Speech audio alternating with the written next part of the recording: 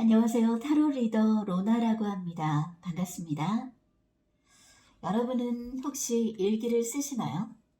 저는 매일 아침 오늘 일어날 일들을 타로 카드로 알아보고 사진을 찍었다가 저녁에 그 카드들이 어떤 의미로 작용을 했고 또 그 일을 통해서 내가 얻고 느껴야 할 교훈은 무엇인지를 리딩해 보면서 하루를 정리합니다. 그림 일기를 쓰든 짧게 간단하게 스케줄 정리만 해서 메모 형식으로 결과만 적든 저처럼 이렇게 사진으로 타로 일기를 남기든 어떤 식이든 간에 일기를 쓰시는 분들은 계실 텐데요. 그렇다면 혹시 그 해에 어떤 일이 일어났는지 일기가 아닌 연기라고 할까요? 한 해를 통으로 정리해서 기록하는 일은 해보신 적이 있으십니까? 저는 데일리 카드를 기록하는 것처럼 매년 찾아오는 연도 카드를 정리해서 그래프를 만들어 봤습니다. 그랬더니 그 연도 카드의 숫자는 일정한 패턴으로 내 일생을 통해 반복이 되고 연도 카드와 관련된 키워드와 그 해에 일어난 가장 큰 일들이 일치하는 현상을 발견할 수 있었죠. 이건 제 개인적인 발견은 아니고요. 오래전부터 수비학과 관련해서 운세를 두는 방법이랍니다. 아무튼 그래서 어떤 일이 일어났는지 기록하고 다음번에 이 카드가 올 때는 어떤 일이 일어날지 예상해보는 시간을 의식처럼 가지고 있죠. 얼마 지나지 않은 2019년 12월의 끄트머리에서도 분명 그렇게 했고요. 이 작업을 해보면 생각보다 쉽기도 하고요. 지나온 일들을 살펴서 미래의 그 연도 카드가 다가올 때 미리 어떤 일이 있겠구나 예상하고 대비할 수 있다는 장점이 있습니다. 그렇다면 연도 카드는 어떻게 구하는 걸까요? 타로 카드는 크게 메이저와 마이너 카드로 나눌 수가 있는데요. 메이저 카드에는 이렇게 0번부터 21번까지 숫자가 쓰여 있습니다. 내가 태어난 생년월일을 모두 한 자릿수씩 더해서 나오는 수에 해당하는 카드가 바로 내가 태어난 해의 연도 카드이며 또 나의 소울, 즉 영혼 카드입니다. 저 같은 경우에는 이 22장의 카드 중에서 이 4번 황제 카드가 저의 소울 카드인데요. 이 황제의 모습을 한번 보시겠어요? 황제는 자신의 왕국을 거느리고 있지만 늙은 사람입니다. 누가 내 왕국을 침범하지 않을까 노심초사하는 인물로 그려져 있죠. 그래서 항상 내 거, 내 가족, 내 울타리를 지키고 튼튼하게 유지하려고 노력하며 나만의 틀이나 한계를 정해놓고 부단히 도전하는 타입입니다. 또 어렸을 때부터 애늙은이 같다는 소리를 좀 많이 들었던 것 같아요. 이렇게 카드들을 통해서 나의 성격, 취향, 체력 등을 들여다볼 수가 있는데요. 왜 성격이 팔자라는 말이 있죠. 괜히 나온 말이 아닙니다. 이런 성격이기 때문에 이런 일이 적성에 맞겠구나. 아, 이렇게 살겠구나. 까지 유추해 볼 수 있는 거랍니다. 오늘은 소울 카드가 아니라 연도 카드를 통해서 올해 운세를 한번 알아볼 건데요. 새해가 되니까 올해 나에게 무슨 일이 있을까 많이들 궁금해 하시는 것 같아요. 특히 타로 카드를 좀 아시는 분들은 저 올해 이 연인 카드가 연도 카드예요. 저 올해 연애하나요? 라고 물으시는 분들이 종종 있습니다. 워낙 여기저기서 연도카드에 대해서 여쭤보시는 분들이 많아서 그냥 동영상 하나 만들어서 보여드리는 게 낫겠다 싶어서 마음을 한번 먹어봤습니다. 자, 연도카드를 통한 올해 운세 어떻게 보냐 하면요. 예를 들어서 2000년 9월 27일 생일 경우 연도카드를 알아보겠습니다. 이때는 항상 양력 생일로 구한다는 것을 분명히 말씀드릴게요. 생년월일을 한 자릿수씩 더해보세요. 조금 전에 제가 태어난 해의 연도 카드가 곧 소울 카드라고 말씀을 드렸죠. 그래서 이번에 소울 카드 및 연도 카드는 2 더하기 0 더하기 0 더하기 0 더하기 9 더하기 2 더하기 7은 20. 이 20번에 해당하는 심판 카드가 이번에 연도 카드인 거죠. 소울 카드는 다시 더해서 한 자리로 만드는데 오늘은 연도 카드에 집중을 해보도록 할게요. 그럼 이번에 올해 2020년 연도 카드는 어떻게 구하느냐? 생년은 빼버리고요. 올해 숫자 2020을 한 자릿수씩 생월, 생일과 더해주시면 됩니다. 그러니까 2 더하기 0 더하기 2 더하기 0 더하기 9 더하기 2 더하기 7은 22. 이렇게 말이죠. 그런데 제가 조금 전 설명드릴 때 메이저 카드는 0부터 21까지 숫자가 있다고 했잖아요. 그럼 이 22는 어떻게 하지 생각하실 텐데 22는 바로 0번 바보 카드를 가리키는 숫자라고 생각하시면 됩니다. 22는 1번부터 21번까지 모든 단계를 지나고 다시 처음으로 되돌아가는 수 0번이라고 보는 거죠. 그렇다면 그 외에 22를 넘어가는 숫자는 어떻게 할까요? 만약에 합의 수가 23일 경우 다시 2 더하기 3 해서 한 자릿수씩 더해주는 겁니다. 답은 5가 되죠. 그럼 이번에 올해 연도 카드는 5번 교황이 되는 거고요. 올해 일어날 일들은 5번 교황 카드와 관련된 일들일 겁니다. 이렇게 올해 운세를 점쳐볼 수가 있는 거예요. 제가 얘기하는 동안 올해 여러분의 연도 카드는 아마도 벌써 구해보셨겠죠? 자, 그렇다면 0번 바보 카드부터 어떻게 운세를 점칠 수 있는지 얘기를 해보도록 하겠습니다. 다른 타로 리더 유튜버 분들은 넓게 공간 활용도 참 잘하시던데 저는 아직은 낯설어서요. 일단 할 수 있는 만큼 카드 6장 0번부터 5번까지 놔봤습니다.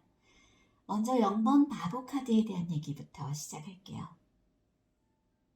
0번 카드는 이름이 바보입니다.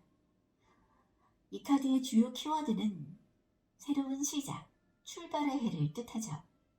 근데 이 바보가 서 있는 곳이 어디인가요?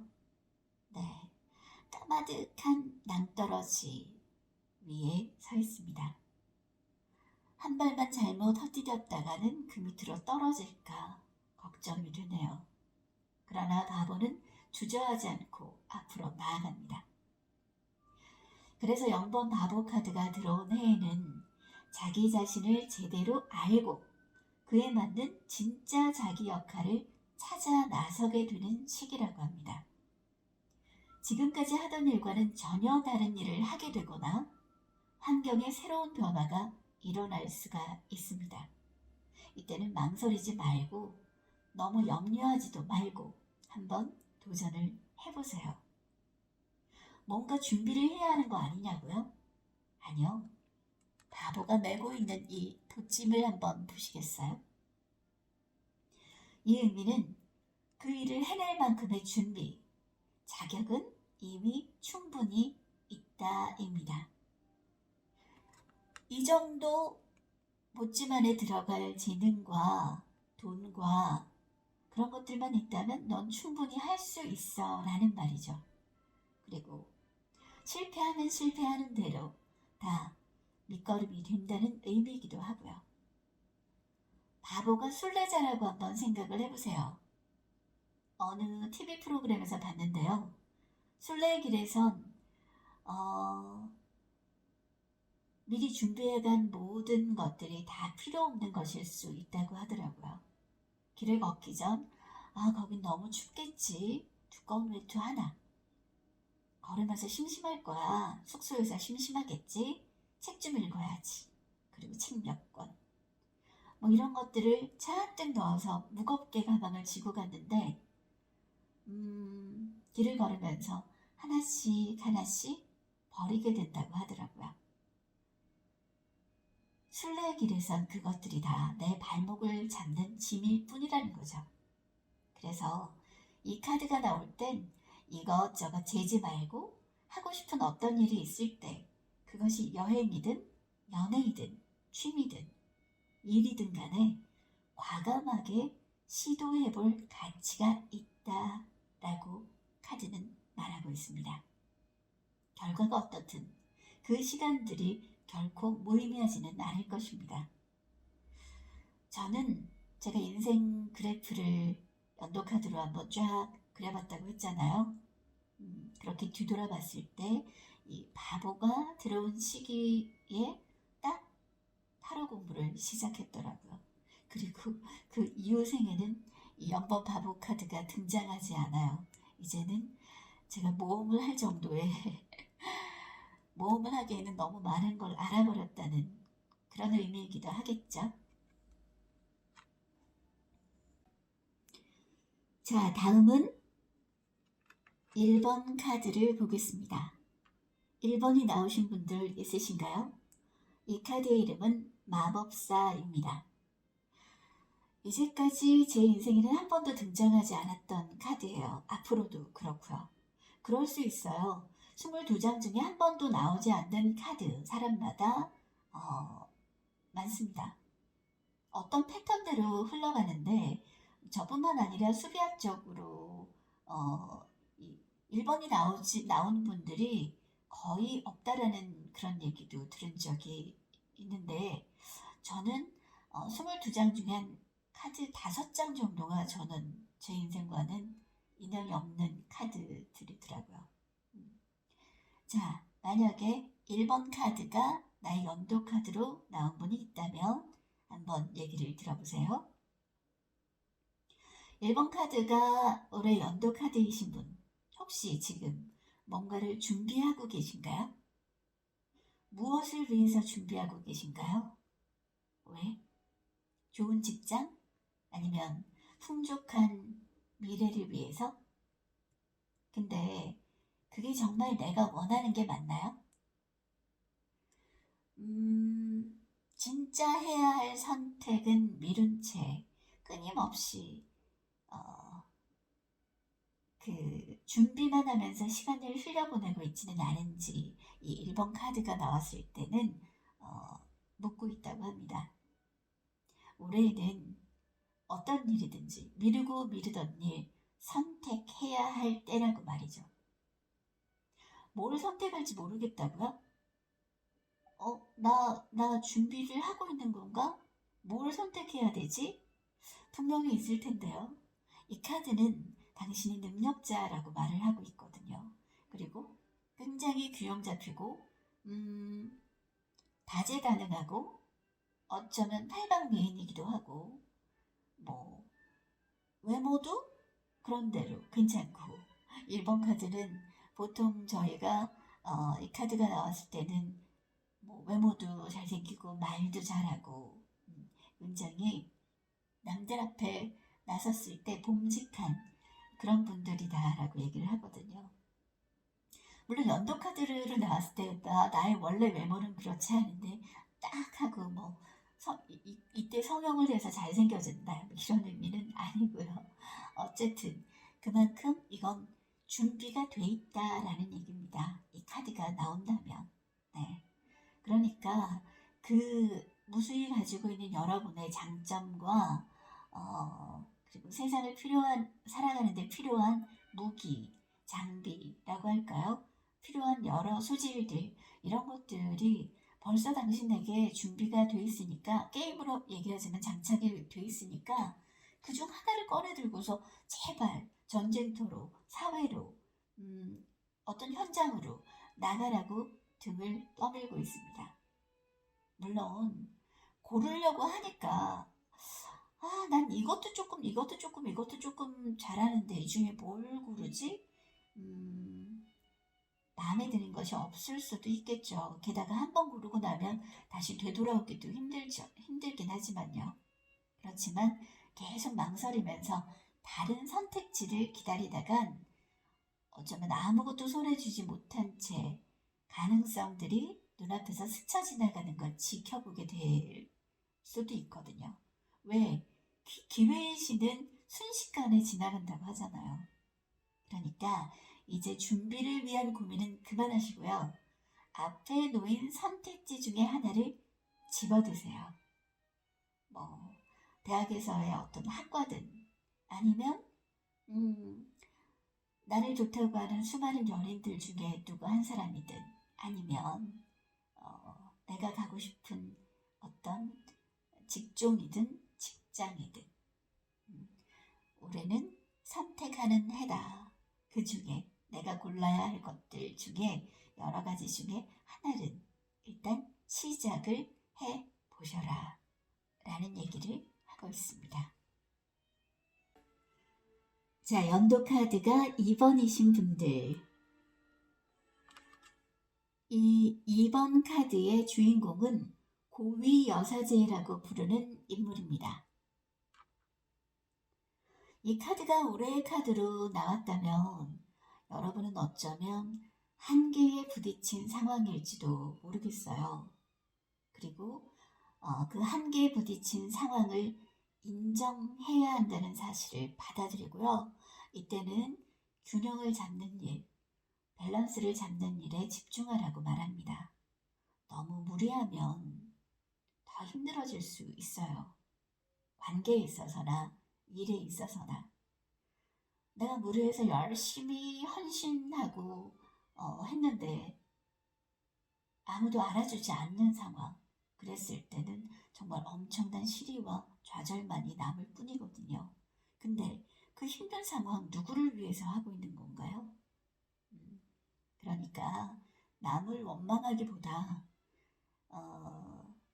여러분이 그 자신의 한계를 인정하고 받아들인다면 그건 또 새로운 시작을 위한 훌륭한 출발점이 되지만, 한계를 부정하고 거부한다면 자기 비하와 자격지심의 굴레에서 영원히 헤어나올 수 없게 될지도 모릅니다. 타로카드 2번 고위 여사제가 주는 가르침은 이것입니다. 사람은 누구나 타고난 능력에 차이가 있죠. 자신에게는 왜 이런 재능이 없냐고 한탄하지 마세요. 대신 여러분에게 있는 게 뭔지를 좀 잘 살펴보세요. 난 이렇게 죽어라 열심히 일을 했는데 남들은 별로 열심히 하지 않는 저 마법사 같은 친구한테만 잘한다고 그래. 나 너무 속상해. 너무 화가 나. 그거는 나를 향한 화살이 될 수가 있거든요. 대신에 여러분한테 있는 게 뭔지 낙담하지 말고 포기하지 말고 그걸 한번 찾아보시는 게 이 시기에는 좋을 것 같아요. 그래서 그 재능이 점점 더 빛을 발하면 이분도 능력자예요. 근데 겉으로 막 마법사처럼 발산하는 에너지는 아니거든요. 그러니까 언젠가는 알아줄 때가 있을 겁니다. 인간관계에서도 마찬가지고요. 이번에 마이너 카드들을 한번 보시겠어요?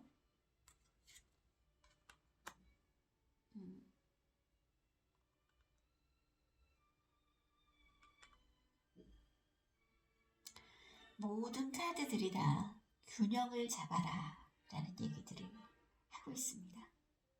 여러분이 균형 잡을 일은 무엇인지 한번 뒤를 돌아보세요. 자, 3번 카드로 넘어가 보도록 하죠. 3번 카드의 주인공은 여황제입니다. 어떻게 보이시나요? 3번 여왕제 카드가 들어온 시기, 이 연도 카드가 올해 들어왔다면 전 좀 부럽네요. 사실 이 카드는 그렇게 풍족하다고도 볼 수 있고요. 그렇지 않다고 하더라도 살만하다라는 의미입니다. 살만하니까 삶을 마음껏 즐겨, 누려라는 그런 신호거든요. 아름다운 여왕이 풀밭에 아주 편안하게 앉아 있네요. 네. 이때는 어쩌면 이때도 뭐 어떤 때든지 사람은 불평불만이 일어날 수 있습니다. 이때는요, 어쩌면 너무 행복해서, 너무 풍요로워서, 주변에 사람도 너무 많아서, 너무 안정돼서 어쩌면 쓸데없는 고민과 근심과 질투와 집착과 낭비와 이런 일들이 따라올 수가 있어요. 그래서 그런 일들을 좀 주의하라.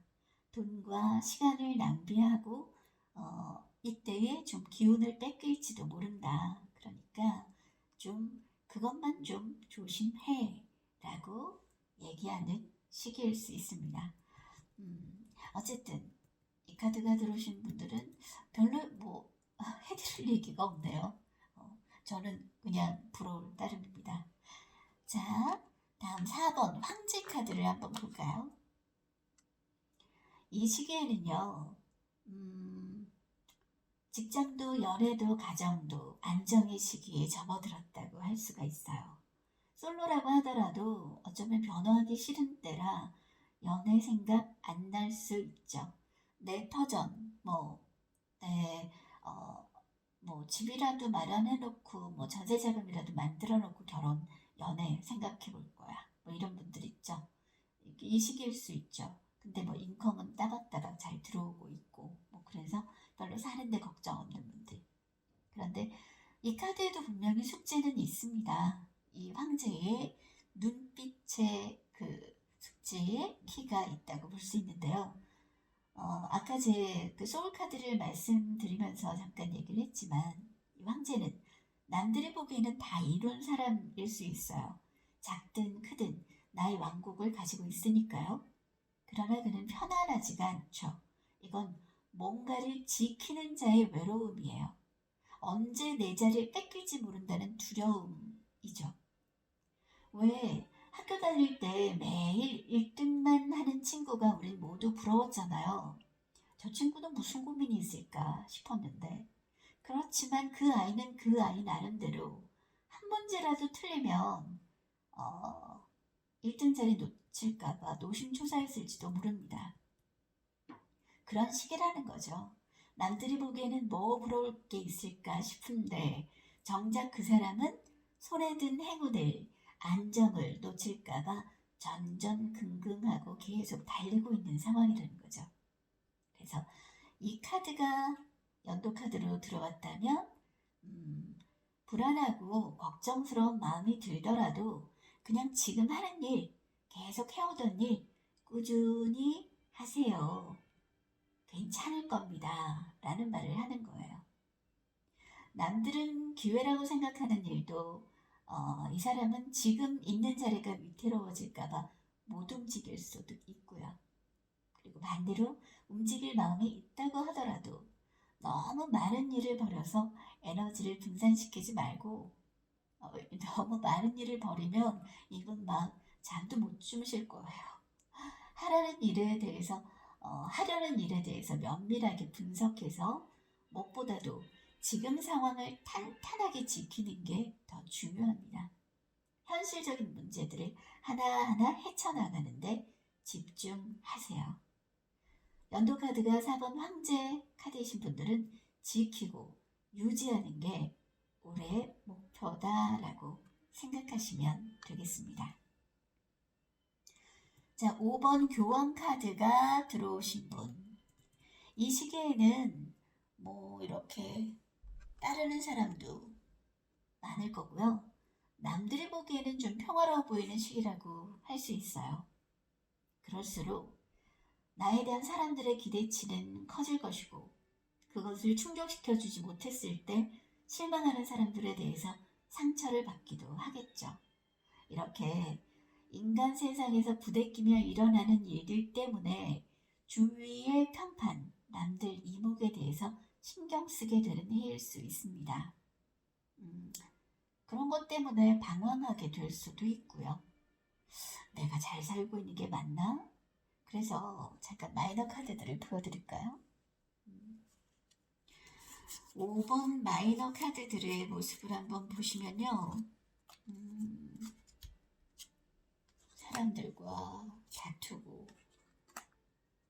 마음 상해서 이렇게 고개를 푹 숙이고 있고, 금전적으로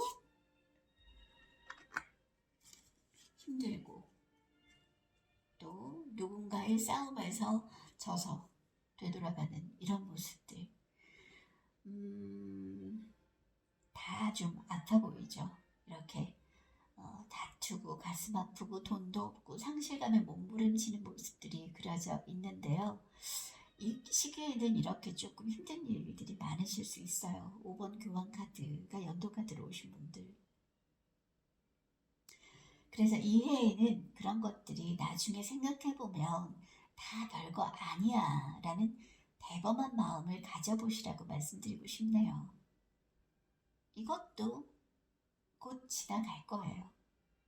이 5번 교황의 시기를 지나시는 분들은 내 신념, 나의 명분, 소신에 따라서 행동하시면 됩니다. 내가 잘 되는 모습을 보고 시기 질투하고 미워하는 사람들에게 휘둘리지 마세요. 이 해에는 나의 신념대로 밀어붙여라. 시련이 닥쳐온다고 해도 내 내면을 키우는 밑거름이거니 하고 대범하게 넘겨보세요. 그리고 나의 순수와 열정을 바칠 그 무언가를 다시 찾는 시기다라고 생각해 보세요. 이제껏 걸어온 행보를 되돌아보고 내 삶의 목표와 이정표를 다시 똑바로 세우는 시기임을 명심하세요.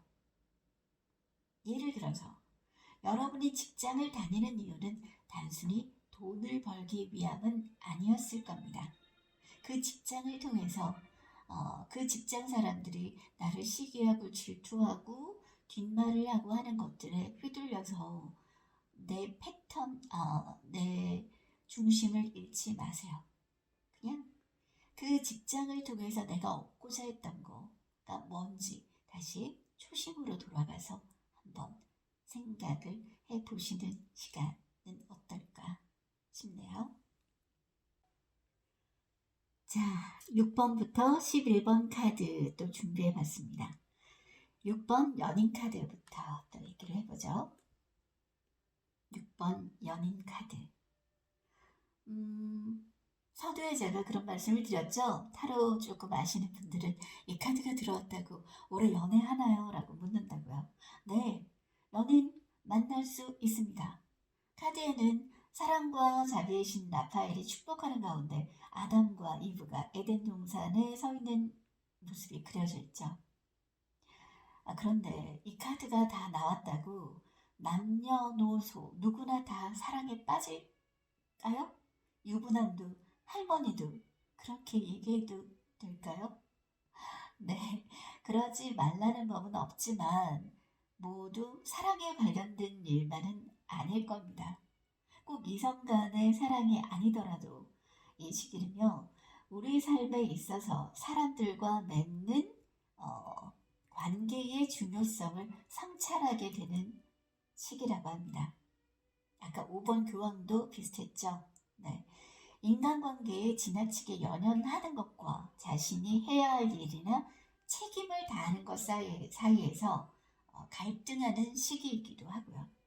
또 뭔가를 할 수 있을까에 대한 의심 때문에 자신의 능력을 제대로 펼치지 못하고 결정을 내리지 못하는 결정 장애를 겪을 때 등장을 한다고 합니다. 하지만 이 시기에 고민하고 있는 문제는 여러분이 감당할 만하고 극복할 만한 문제니까 앞뒤 재지 말고 시작해보라고 말씀드리고 싶습니다. 연애도 마찬가지예요. 마음이 가면 시작해보세요. 특히 여성들의 경우 저도 아니다라고 말씀드릴 수는 없는데 제 경우도 그랬던 것 같아요. 너무 앞뒤를 지어보죠. 누군가 고백을 하거나 데이트 신청을 했을 때 어? 이 사람과 내가 잘 맞을까? 에서부터 시작해서 그 사람과 결혼을 하면 그 사람의 아이를 낳으면 이 사람의 직장이 이러니까 나중엔 연봉 얼마쯤 받을 거고 집은 살 수 있을까? 아이는 어떻게 키울까? 이건 좀 너무 비약을 한 것이긴 하지만 그렇게 좀 너무 뒷일까지 먼저 생각해 보시는 그런 분들 있으시잖아요. 그분과 정말 그렇게 될 수 있을지는 아무도 모릅니다. 그러니까 6번 내에 그 연인 카드가 나왔을 때 특히 더 그렇게 인간관계에 대한 고민을 많이 한다는 얘기니까요. 그렇게 너무 앞서가지 마시고 너무 고민하지 마시고 그냥 현실에 충실하세요. 그리고 현재에 필요한 일들 현재에 맞춰서 결정을 하시면 됩니다. 그것이 6번 이 연인 카드가 여러분에게 등장한 이유이고요. 이 카드는 또 어느 동화에서처럼 두 사람은 행복하게 살았습니다로 끝맺지가 않잖아요. 현실은. 그러니까 이 카드에도 아담과 이브가 그려진 이유가 분명히 있겠죠. 이들은 선악과를 먹고 어찌 되었는지 여러분은 아시잖아요. 그죠? 네. 6번 카드 얘기는 여기까지 하고요. 그 다음에 7번 전차 카드로 넘어가 볼게요. 연도 카드 7번의 카드의 의미는 스타트업입니다.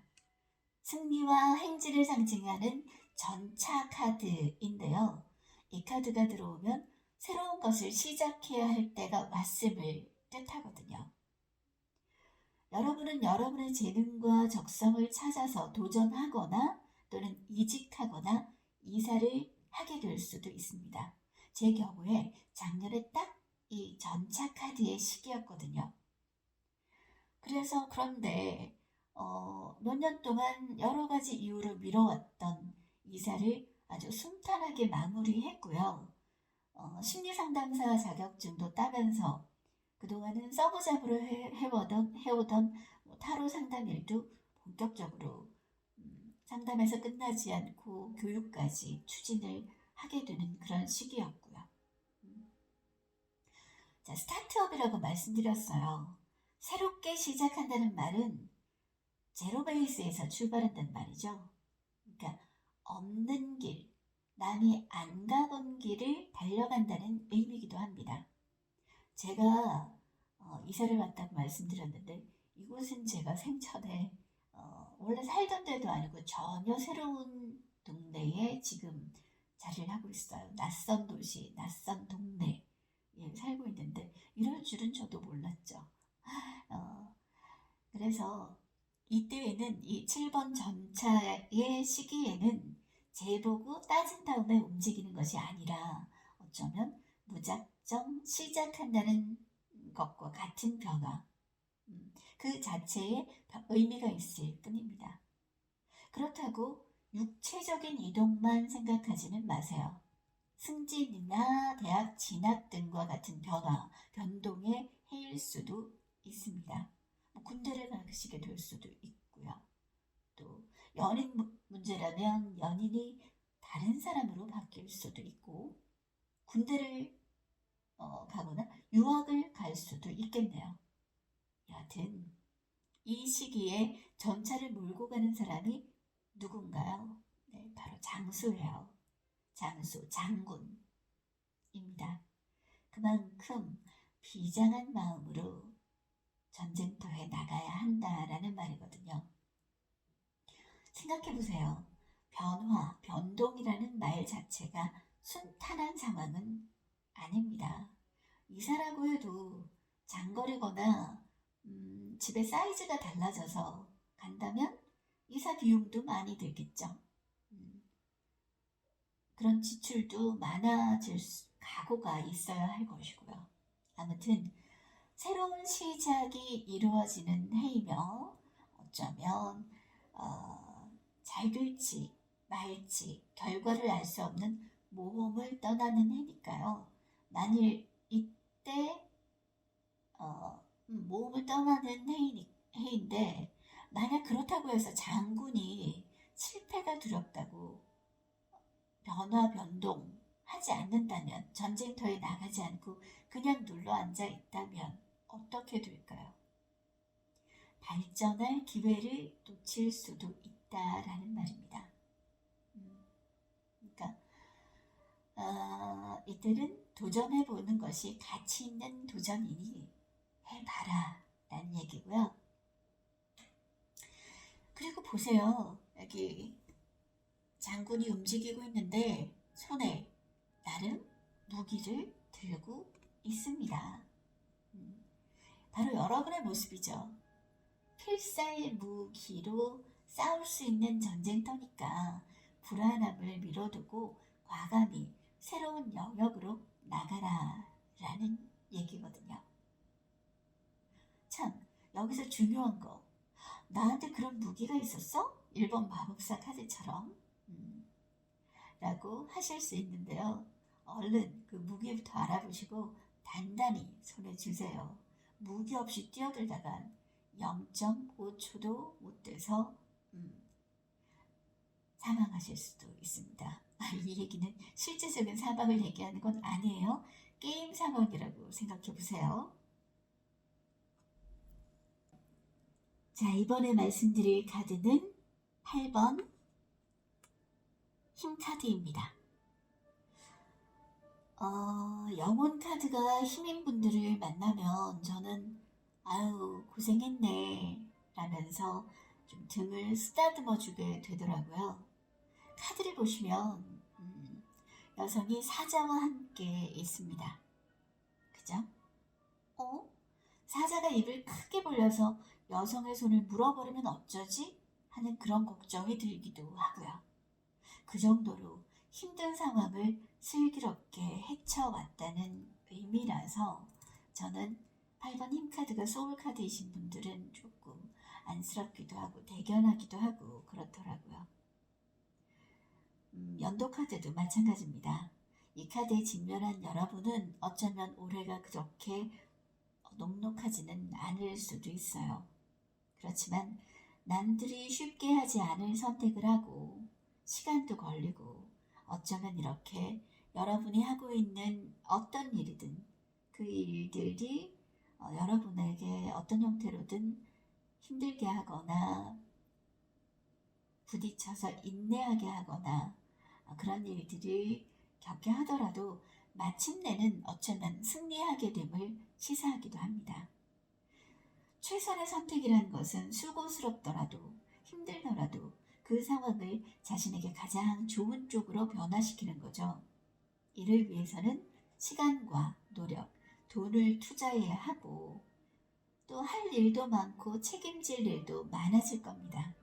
하지만 이런 경험들을 통해서 우린 어떤 어려운 상황에서도 생존해 나갈 수 있는 내면의 잠재력을 일깨우게 되죠. 연도카드가 8번이신 분들, 올해는 이렇게 정글의 법칙을 배우게 되는 해일지도 모릅니다. 아마도 어떤 형태로 다가오게 될지 모르는 이 사자의 모습. 사자를 다루는 건 녹록지 않잖아요. 결코 얕잡아 봐서는 안 되겠죠? 사자에게 물려서 생기는 모든 상처는 사자 때문이 아니라 내가 사자를 제대로 이해하지 못했기 때문임을 명심하시고 파이팅 하시길 바랄게요. 참, 이 카드의 다른 이름은 용기랍니다. 9번 은둔자 카드로 넘어갈게요.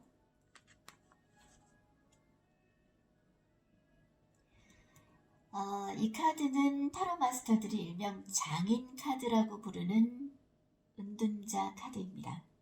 이 사람은 주위의 시선에 힘들어하는 5번 교황과 달리 묵묵히 자신의 길을 갈 뿐입니다. 오히려 그런 주변 사람들에게서 떨어져 나와서 혼자 설산에 서서 말이죠.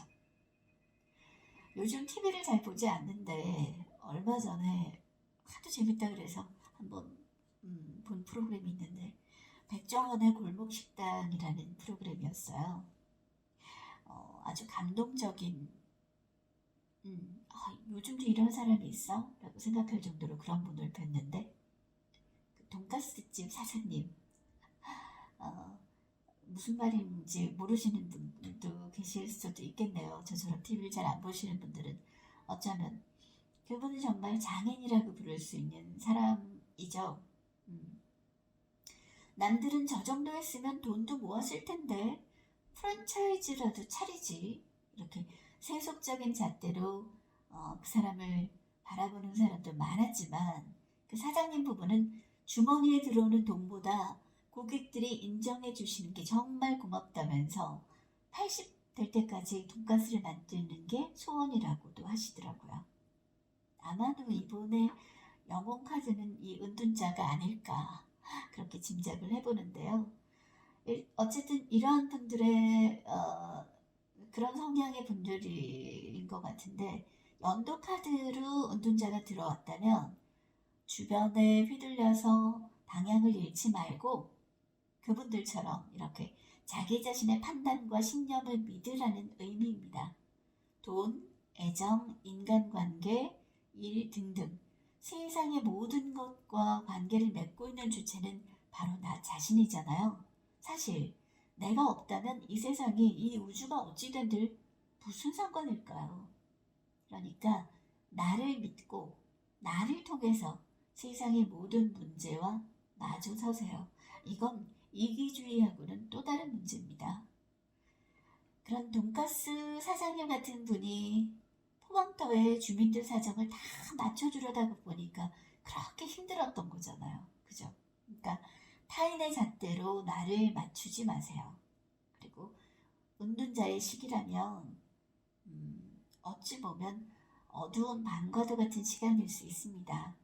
그 밤에 홀로 등불을 켜고 자신의 내면에 있는 실체를 바라보고 거기에 집중하는 이 은둔자처럼 시간을 보내보시라는 겁니다. 밝은 대낮보다는 어두울 때 더욱 집중할 수 있는 경우가 많으니까요. 아마도 은둔자 시기에는 이렇게 땅굴을 파고 들어가고 싶은 고독의 순간도 많을지 모르겠습니다. 그렇게 힘들다고 느껴지는 순간에 진실이 여러분 앞에 마중 나와 있을 거예요. 내가 왜 힘든지 내면의 진짜 이유를 찾아보고 진실과 솔직히 대화를 나눠보세요. 이번에 만나보실 연도 카드는 10번 운명의 수레바퀴 카드입니다. 연도 카드로 10번 운명의 수레바퀴를 만났다면 자신의 삶의 순환주기를 만났음을 의미하고 점검해봐야 할 때임을 암시합니다. 제 경우에 대학을 졸업하고 당연히 수순인 것처럼 전공학과에 맞는 일을 1년 동안 해오다가 25살 되던 해에 문득 내 어린 시절 꿈은 이게 아니었는데 라는 생각이 문득 들었습니다. 근데 그 일은 제 고향에선 절대 할 수 없는 일이었거든요. 나중에 후회하게 되면 어쩌지? 라는 생각에 무작정 부모님한테 선언을 하고 짐을 싸들고 서울로 올라온 시기가 이 10번 운명의 수레바퀴 카드가 뜬 때입니다. 카드처럼 정말 운명 같은 일이었죠. 그리고 이 비탈길을 굴러가는 수레바퀴처럼 굉장히 순식간에 결정을 하고 휘리릭하고 어느 정신을 차리고 보니까 제가 어느 낯선 곳에 와 있더라고요. 자, 여기서 중요한 건 이 시기는 분명 운명 같은 변화가 일어난다는 얘기임에는 분명합니다. 그렇지만 이 카드가 떴다고 해서 분명히 성공한다는 보장은 없다는 거. 그것이 가장 중요한 얘기죠. 그리고 이 운명의 수레바퀴 카드가 나온다면 지금 하고 있는 일이 영원하지 않을 거라는 걸 시사하기도 합니다. 지금 힘들다면 곧 좋아질 거고, 또 지금 좋은 상황이라고 안일하게 있다간 큰 코 다친다고 경고하는 카드이기도 하다는 거죠. 또 이 카드가 들어왔다면 반복의 의미를 띠기도 합니다. 수레바퀴는 돌고 돌고 돌잖아요. 그래서 제자리로 돌아오기를 몇 번, 수십 번 하죠. 그래서 연애운에서 이 카드가 나오면요, 보통의 경우 옛날에 만났던 분, 알고 지내던 분, 그런 분을 만날 수 있다는 걸 시사하기도 하거든요. 분명히 아닌 이유가 있어서 헤어져 놓고는 또 만나지는 겁니다. 그래서 우리는 운명인가 봐 라고 하지만 그 사람하고 해피엔딩일지는 아무도 모르는 거잖아요. 그죠? 자, 제 경우를 말씀드린 것처럼 여하튼 연도 카드로 이 카드가 왔다면 시작을 나타내는 1과 0이 합쳐진 수 10이 있기 때문에 새로운 시작이면서 한 단계 업그레이드된 새로운 시작이다. 또 반복의 의미다 라고 보시면 되겠습니다. 그래서 이 시기에는 당신이 원하든 원하지 않든 변화가 일어납니다. 이직이든 이사든 연애든 어떤 식으로라도 말이죠. 근데 다른 무엇보다도 빠른 속도로 달려가는 놀이기구에 앉아있는 것과 같다고 생각하시면 됩니다. 근데 그런 상황에 무섭다고 일어나면 될까요? 그냥 속도를 맞춰서 가세요. 변화를 막을 수는 없습니다. 자, 연도 카드로 숫자 11이 나오신 분들, 이 카드의 이름은 정의입니다. 수비학에서 11은 완성수 10을 넘어가는 숫자이면서 1 더하기 1은 2. 그래서 2번 카드와 마찬가지로 원인과 결과, 빛과 그림자, 양단 간의 선택, 균형을 잡지 못할 때 일어나는 갈등의 얘기들을 할 수가 있죠. 2번 카드는 고위 여사제라고 했죠. 그녀는 달의 에너지를 이용해서 영적인 혹은 직관을 이용해서 결과를 도출해냅니다. 그렇지만 이 카드에 그려져 있는 정의의 여신은 칼과 저울을 들고 있네요. 타로 카드에서 칼은 현실적인 무기라기보다는 이성과 논리, 지성, 원칙을 상징합니다. 법원 건물 어딘가에서 정의의 여신을 만날 수 있는 것도 그 때문입니다. 정의 카드를 올해 연도 카드로 만나신 해에는 일이든 사랑이든 학교든 두 가지의 선택지 사이에서 갈등하고 있는 상황일 수 있습니다. 저의 경우도 이 11번 정의 카드가 나온 해에 10번 운명의 수레바퀴를 거쳐서 무모하게 꿈을 위해서 상경을 했지만 자신있게 도전은 해봤지만 나와 같은 길을 가려는 사람들과 마주하고 나를 진단해 봤을 때, 객관적으로 판단을 해봤을 때 제 존재가 한없이 작게 느껴졌죠. 그래서 정말 1년 내내 계속해서 할까 말까, 그대로 가야 되나, 고향으로 내려가야 하나를 갈등을 했던 것 같아요. 자, 이 시기를 만나신 분들은 이제 선택의 기준을 잘 정하셔야 합니다. 나에게 진짜 필요한 것이 무엇인지부터 아셔야 해요. 부모님이 하라고 해서 사람들이 이걸 선택하면 취직이 잘 된다고 하더라고. 이런 여성과 결혼하면 잘 산다고 해서, 혹은 이 남성과 잘 생각을 해보세요. 그 인생을 살 사람은 여러분입니다. 그 선택의 결과도 여러분이 책임지셔야 돼요. 나중에야 엄마가 하라는 대로 했는데 이게 뭐야? 원망해봐야 아무 소용 없습니다. 그것만큼 어리석은 일도 없어요. 정말 나에게 필요하고 하고 싶은 일이 무엇인지에 포커스를 맞추십시오. 이 카드가 들어온다면 그 해에는 무엇이든 양단 간의 결정을 내려야 하고 선택을 했다면 그것이 최선이라고 믿고 미련 따위는 잘라버리세요. 인생은 다시 살 수가 없으니까요. 그것이 바로 정의입니다. 자, 남은 카드들 이렇게 순서대로 놓아봤습니다. 다음은 12번 매달린 남자 카드입니다. 이 카드를 보시면 남자가 나무에 밧줄로 거꾸로 매달려 있죠. 근데 한쪽 다리는 풀려 있어요. 복부에 힘을 딱 주고 상체를 힘껏 세운다면 어쩌면 나무에 걸터 앉을 수도 있을 것 같고 다리에 밧줄을 풀 수도 있지 않을까요? 그런데 가만히 보니 그의 표정은 아주 평화로워 보입니다. 머리에 노란색 광채도 나고 있고요. 그렇습니다. 그는 누군가에 의해 매달린 게 아니라 거꾸로 자신 스스로 매달려서 세상을 보고 있는 중입니다. 사실 이 카드가 등장할 때는 그리 편안한 때라고 할 수는 없어요. 이것밖에는 할 수 있는 일이 없을 수도 있고요. 제 지인의 경우에는 이때가 22번 카드가 등장했을 때가 유학 준비를 하던 때였다고 하더라고요.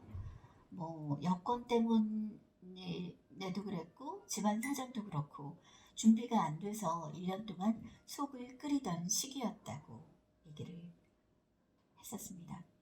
그래서 이 시기에는 제 지인의 경우처럼 어떻게 해도 잘 안 되는 시기일 수 있어요. 그래서 다 내려놓는 마음으로 버티는 것이 이때는 최선일 수 있습니다. 더 좋은 날이 올 거야 라고. 실제로 열심히 버티면 나아질 거라는 희망을 내포하고 있고요. 이 카드의 남자는요. 괜히 이 밧줄을 풀려고 버둥거리다간 밧줄이 내 발목을 더 옥죄일 수가 있습니다. 다른 것을 해보려고 시도하면 할수록 상황은 더욱 나빠지고 힘들어질 수 있다는 말이죠. 이때에는 주위의 사람들도 정말 내게 소중한 사람과 아닌 사람으로 구분이 되는 시기이기도 합니다. 힘든 시기를 통해서 나에게 소중한 것들이 더욱 뚜렷해지는 시기죠. 그러니까 이 시기에는 우리의 한계를 인정하고 이 또한 지나가리라 하고 버텨보세요. 이때 키운 뚝심으로 더 힘있게 바로 서실 수 있을 겁니다. 자, 다음은 13번 데스 카드입니다. 죽음 카드. 다행인지 불행인지는 모르겠지만 제 인생에는 한 번도 찾아오지 않았던 카드가 이 카드입니다. 이 시기가 닥치면 지금까지의 내가 사라지고 다시 태어난다는 의미를 내포하고 있습니다. 극적인 변화를 겪게 되고 어쩌면 행복과 불행이 동시에 찾아올 수도 있어요. 어떤 경우일까요? 예를 들자면 큰 병에 걸려서 인생의 전환점을 맞게 되실 분도 계실 테고 또 이혼이나 실제적으로 가족의 죽음을 목격할 수도 있을 겁니다. 잘 다니던 직장에서 나와서 생각지도 못했던 일을 시작할 수도 있겠네요. 어제 제가 어떤 모임에 갔는데 또 이 연도카드 얘기를 하게 됐어요. 근데 딱 13번 데스카드를 맞이하신 분이 있더라고요. 그래서 이런 주의를 줬더니 그분 하시는 말씀이 딱 느낌이 오는 게 하나 있대요. 뭘까요? 하고 물었더니 올해 이사갈 집을 알아보고 있는데 전세가 아니라 평생 살 집을 지으려고 마음먹고 있다라고요. 그 일도 가능한 것 같아요. 네. 그러니까 13번 데스카드라고 해서 꼭 나쁜 의미만 있는 건 아니에요. 이렇게 집을 새로 짓는다거나 삶의 터전이 완전히 달라지는 거잖아요. 그죠? 좋은 의미로는 결혼이나 또 아이를 출산해서 부모로서 제2의 인생을 시작할 수도 있고요. 그래서 타로 카드에서 죽음은 좀 더 가치 있고 중요한 어떤 사건의 시작을 의미합니다. 드라마 도깨비에서 공유도 무로 돌아가고 싶어 했지만 결국엔 돌아왔고 운명의 상대와 결혼을 하잖아요. 물론 그 뒤의 얘기는 뭐 여러분 다 아시는 것처럼 그렇지만요. 그러니까 이 13 데스카드가 연도카드로 왔다면 너무 두려워하지만 말고요. 버라이어티한 내 인생 이제 다음 단계로 한번 넘어가 볼까 하고 과감하게 받아들이세요.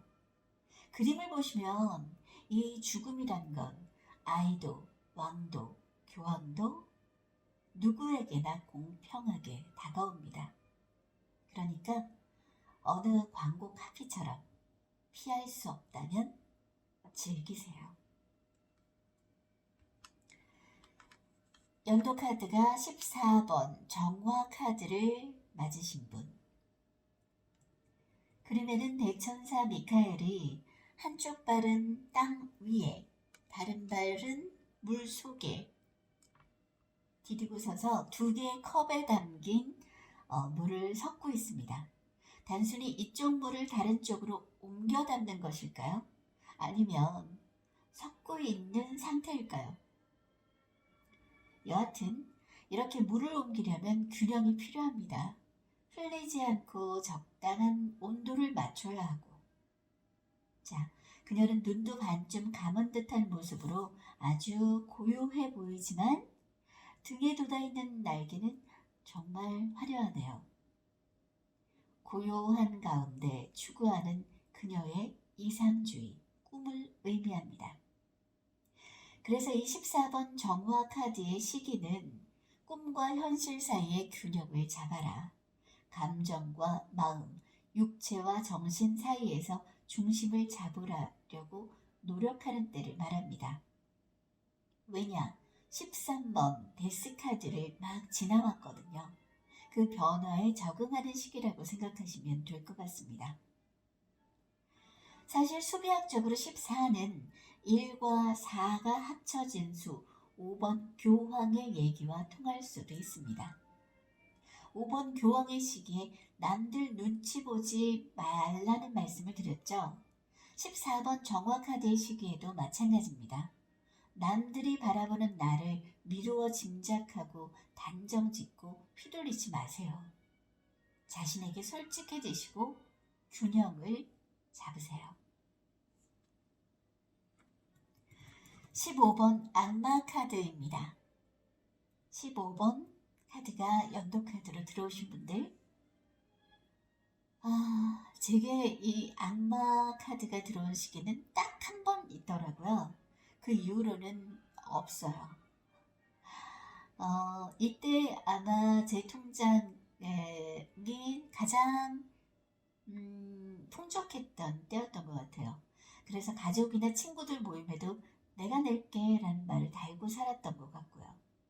15번 악마 카드가 들어오면 이렇게 뭔가 좋은 일이 생기고 지금까지 해온 일의 결과가 눈에 보인다고 생각할 수 있습니다. 승진하거나 소위 남들이 말하는 성공을 하거나 그래서 주위에 사람들도 마구마구 모여들죠.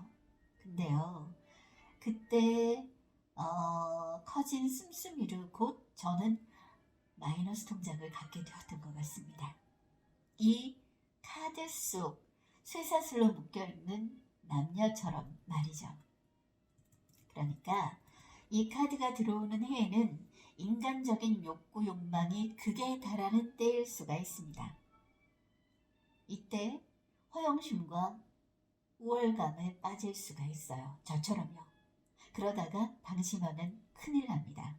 꼭 대가를 치러야 하는 일이거든요.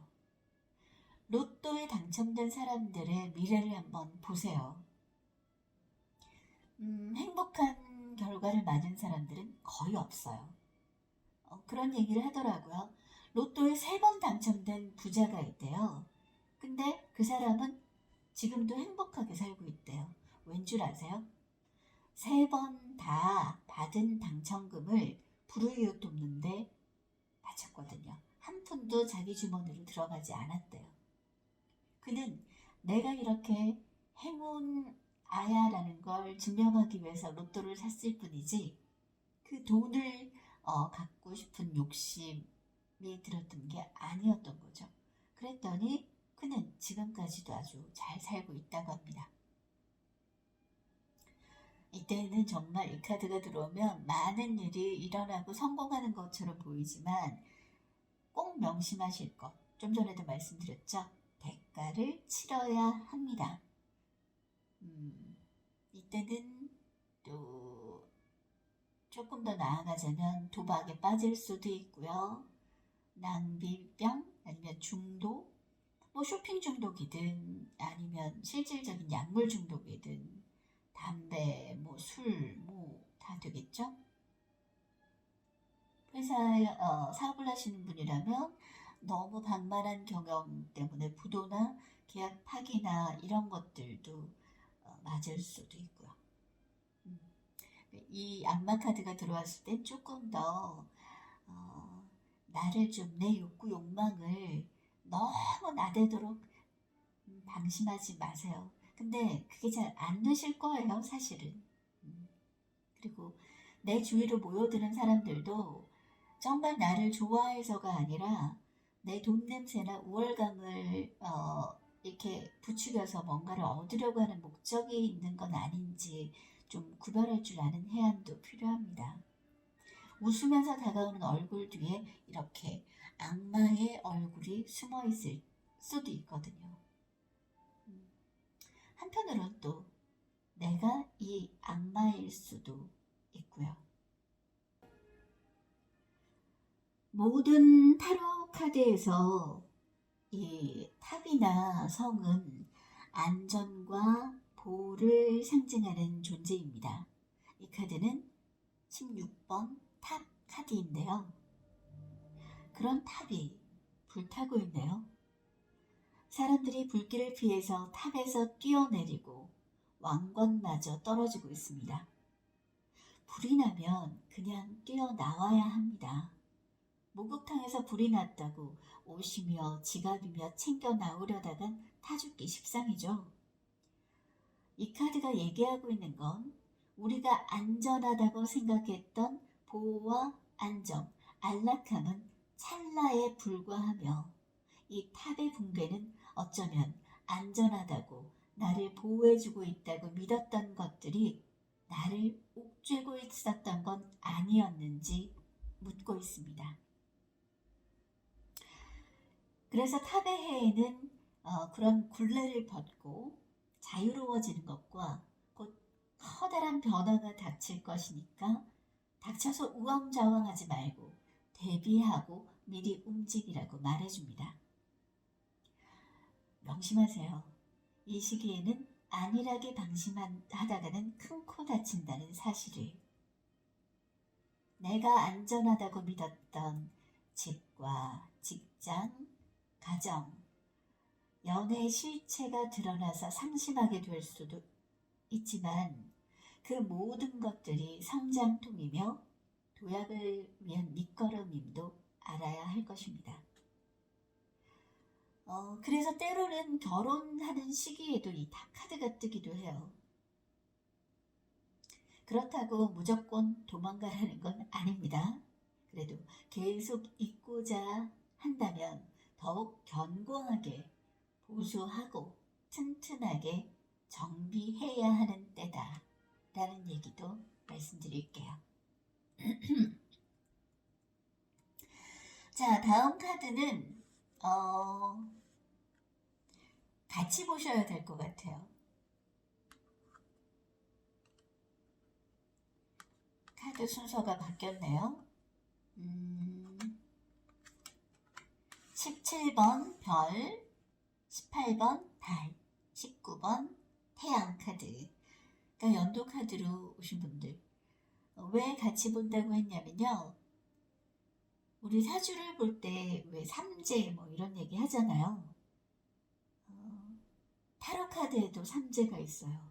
그게 그 시기가 바로 이 별, 달, 태양의 시기입니다. 삼재는 3년 동안 재해가 계속된다는 의미인데요. 시작하는 해가 들삼재, 그리고 한창 그 정점인 그 해가 눌삼재, 삼재에서 벗어난다고 해서 날삼재라고 부르죠. 어떤 분들은 뭐 시작되는 들삼재가 가장 힘들고 뭐 마지막 날삼재는 쉽게 넘어간다는 사람들도 있고요. 또 날삼재가 나올 때 휘리릭 이렇게 휘젓고 간다고 가장 힘들다고 하는 분들도 계시더라고요. 저 올해 27번 별카드거든요. 삼재에 들어온 거예요. 저도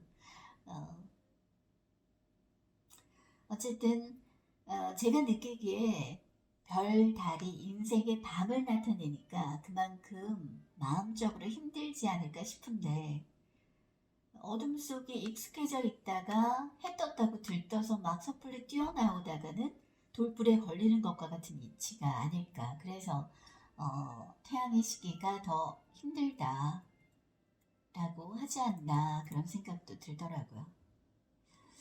어쨌든 사주에 삼재를 지나온 지 2년밖에 안 됐는데 또 삼재란 말이야? 이렇게 낙담을 하다가 잠시 생각에 잠겼습니다.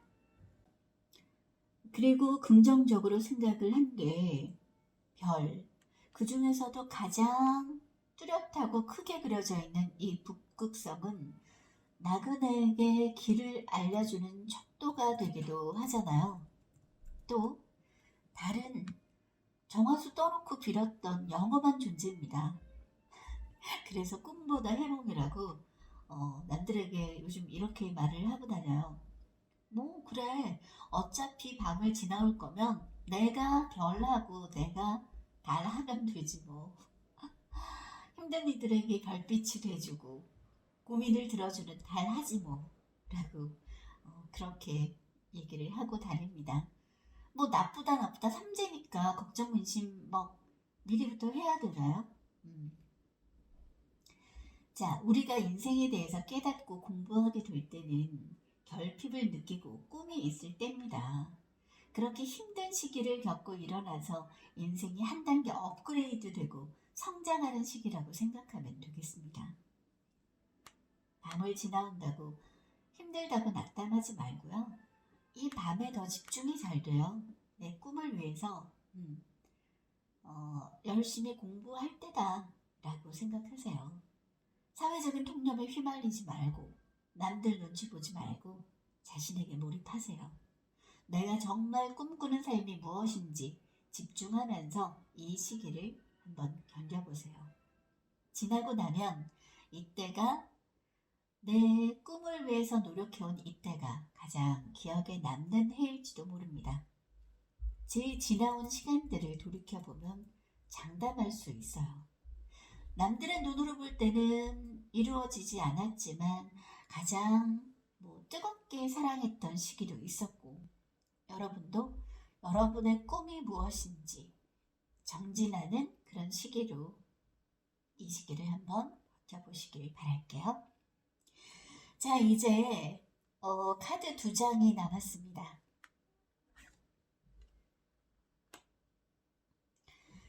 20번 심판 카드가 연도 카드로 들어오신 분들, 이 시기는 나의 지나온 시간들에 대해서 성적표를 받는 시기다 라고 생각하시면 될 것 같아요. 카드에 보면 관 속에 앉아있던 사람들이 일어나서 천사의 나팔 소리에 환호를 하고 있습니다. 그만큼 어려운 시기를 묵묵히 버티고 열심히 살아온 사람이라면 보상을 받을 것이요. 안일하게 살아왔다면 저 관 속에 다시 누워야 할지도 모른다는 얘기를 담고 있어요. 대가를 치러야 하는 때라는 얘기죠.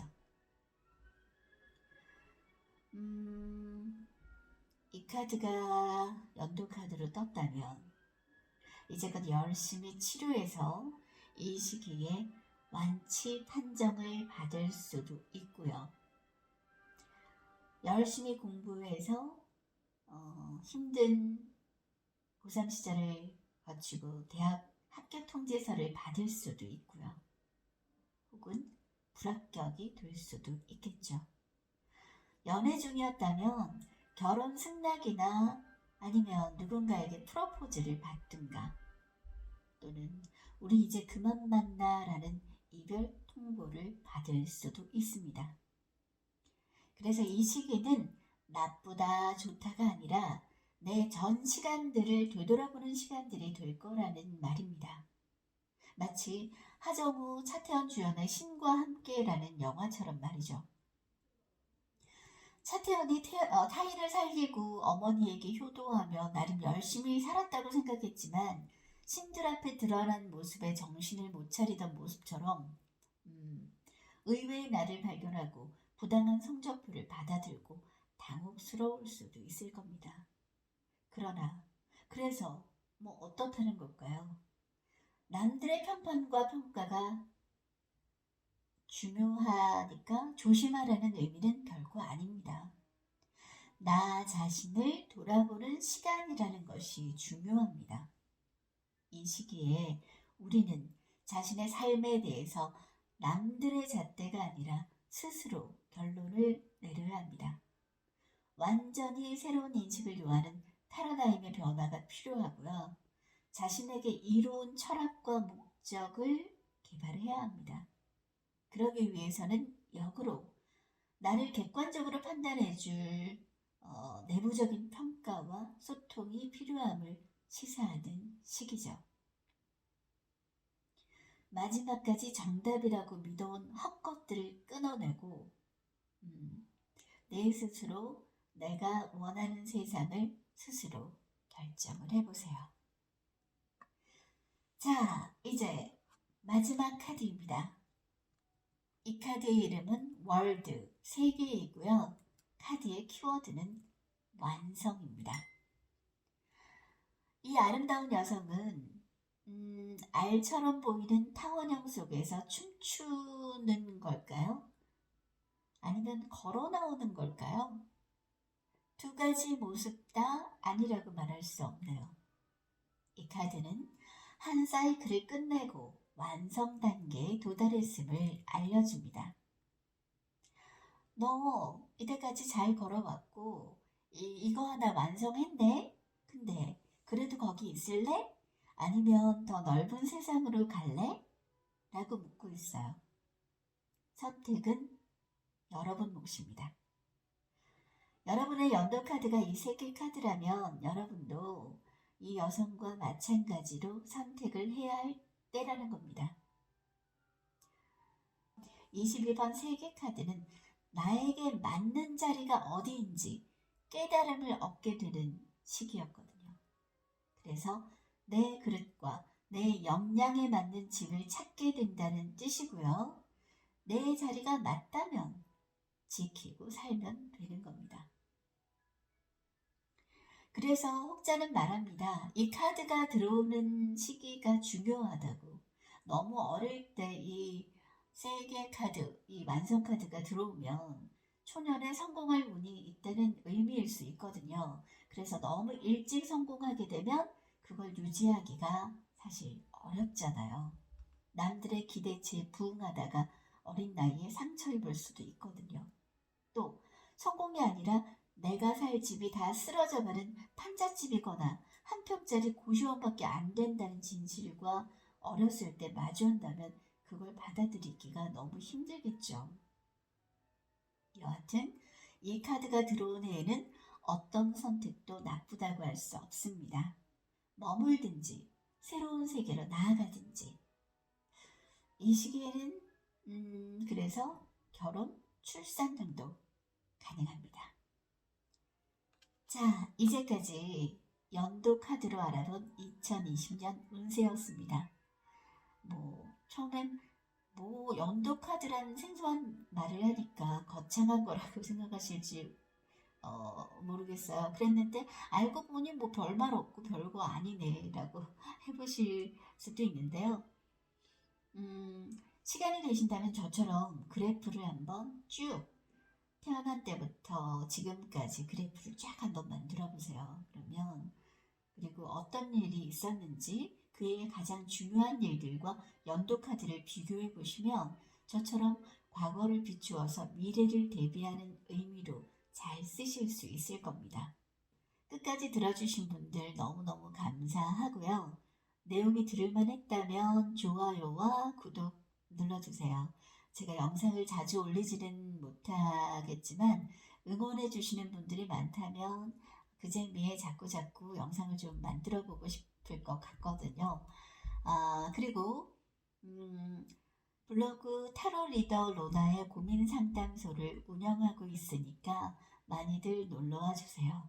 앞으로 지금 당장은 뭐 시간적인 여유가 없어서 못하고 있는데 스푼 라디오 같은 제목의 타로 리더 로나의 고민 상담소라는 제목으로 스푼 라디오도 2월부터는 좀 열심히 해보려고 생각을 하고 있거든요. 그 라디오를 통해서 상담도 진행하고 할 생각이니까 혹시나 스푼 라디오를 들으시는 분들 계시다면 놀러와 주시고요. 참, 연도 카드에 대해서는 한민경님의 타로 속 수비학의 영향을 많이 받았습니다. 제가 많이 참고를 하기도 했고요. 그녀의 책이든 그리고 유튜브 영상이든 보고 많은 영향을 받았으니까 제 영상만으로 충분하지 않고 무슨 얘기다 잘 모르겠다 하시는 분들은 한번 들어보세요. 들어보시고 그녀의 책을 한번 찾아보셔도 좋을 것 같습니다. 자, 오랜 시간 들어주셔서 감사합니다. 행복하시고 올 한 해 뜻깊은 한 해 그리고 제 영상이 조금이라도 도움이 되셨으면 하는 바람 마지막으로 말씀드리면서 이만 마칠게요. 고맙습니다.